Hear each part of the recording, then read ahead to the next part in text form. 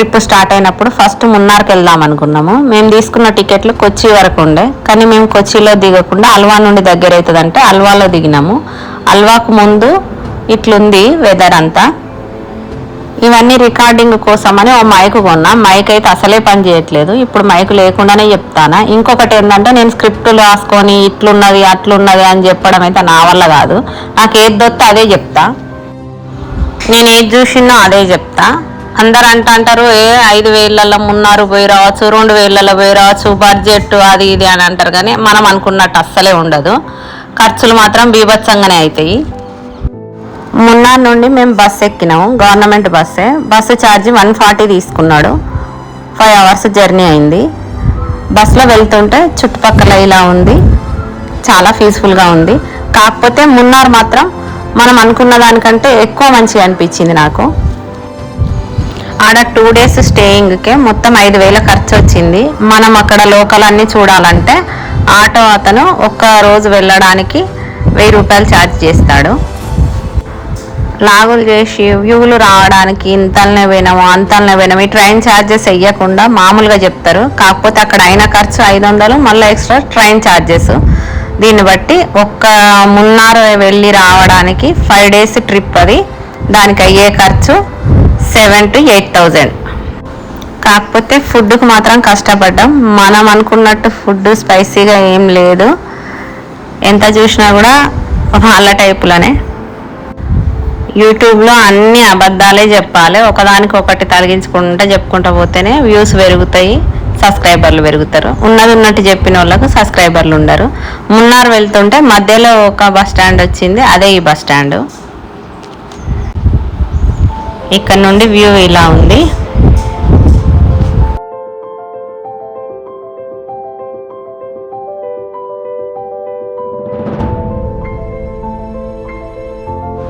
మేము వెళ్ళేసరికి ఈవినింగ్ 6 అయింది. వాతావరణం ఇలా ఉంది. అంతా ఫాగ్తో కప్పబడిన టీ ఎస్టేట్లు, చాలా బాగా అనిపించింది.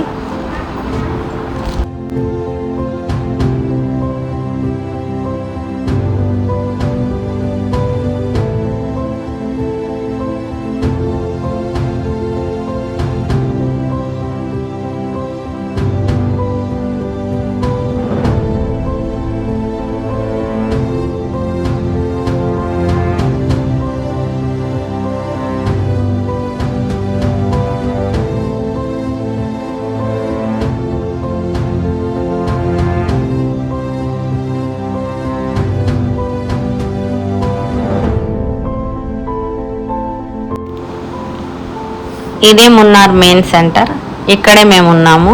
యూట్యూబ్లో ఓ ఛానల్లో చెప్తే వేరే హోటల్కి పోయినాం. చూస్తే పరమ దరిద్రంగా ఉన్నది.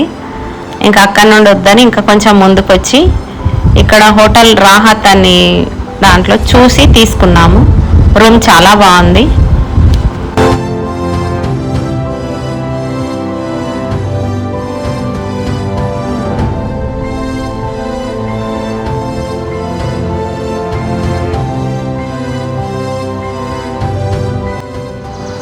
ఇదే మేమున్న రూమ్ ఛార్జ్ 1,500 వేశారు. 3 members ఉన్నాము.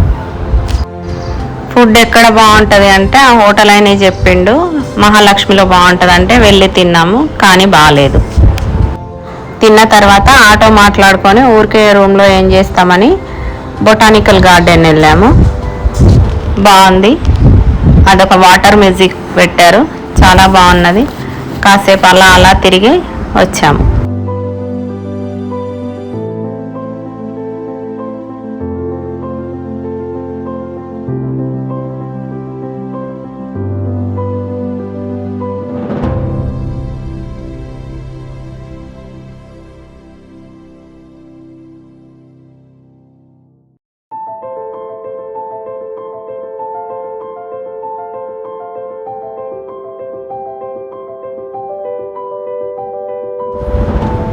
డే 1 ఇలా హ్యాపీగా ప్రశాంతంగా ముగిసింది. డే 2 పొద్దున లేచి టిఫిన్కి వెళ్ళాము. అక్కడ వాళ్ళ టిఫిన్ ఇది కేరళ స్పెషల్, బాగా తిన్నాము. మా ఆటో అతను రావడానికి టైం పడుతుందంటే పక్కనే వెజిటేబుల్ మార్కెట్ ఉంటే అలా వెళ్ళాము.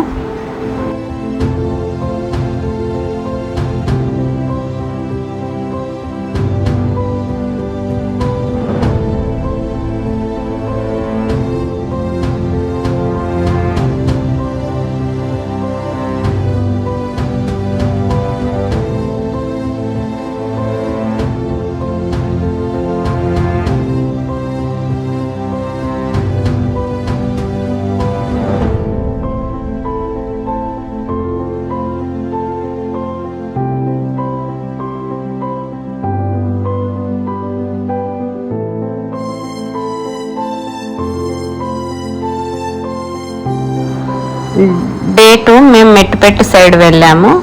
అక్కడ వాళ్ళు ఫోటోలు కూడా తీస్తున్నారు, కొన్ని ఫోజులు చెప్పి. దానికి 30 రూపీస్ ఛార్జ్ చేస్తుండ్రు ఫోటో ఒక్కంటికి. ఫోటో మన సెల్లులోనే ఇస్తున్నారు. ఆ తర్వాత లంచ్ చేసి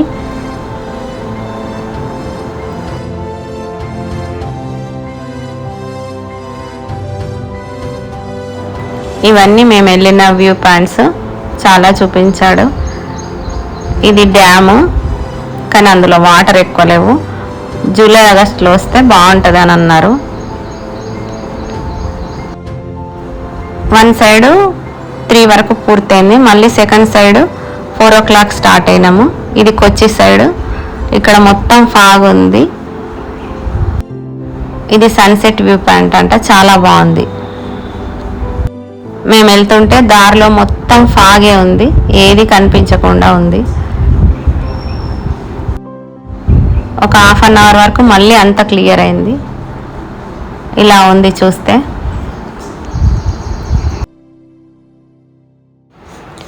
అక్కడ నుండి మేము కుండలా డ్యామ్కి వెళ్ళాము. అక్కడికి వెళ్ళేసరికి వర్షం పడుతుంది చిన్నగా.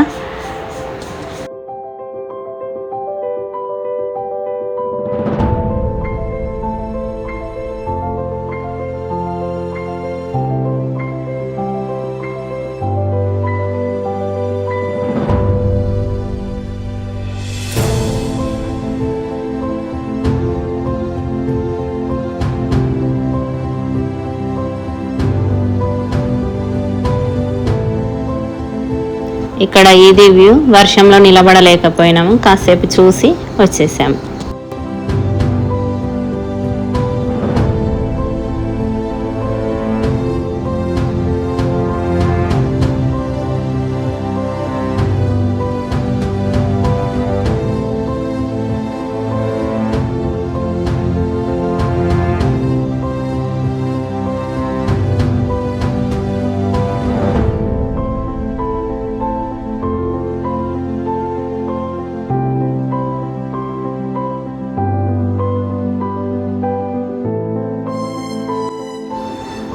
డే 2 మున్నార్ కంప్లీట్ అయిన తర్వాత మేము అక్కడి నుండి తక్కిడికి ప్లాన్ వేసాము. మార్నింగ్ 11కి బస్సు ఉన్నదన్నారు. వెళ్ళి బస్సు ఎక్కినాము. బస్సు ఎక్కి వెళ్తూ ఉంటే వ్యూస్ ఇలా ఉన్నాయి.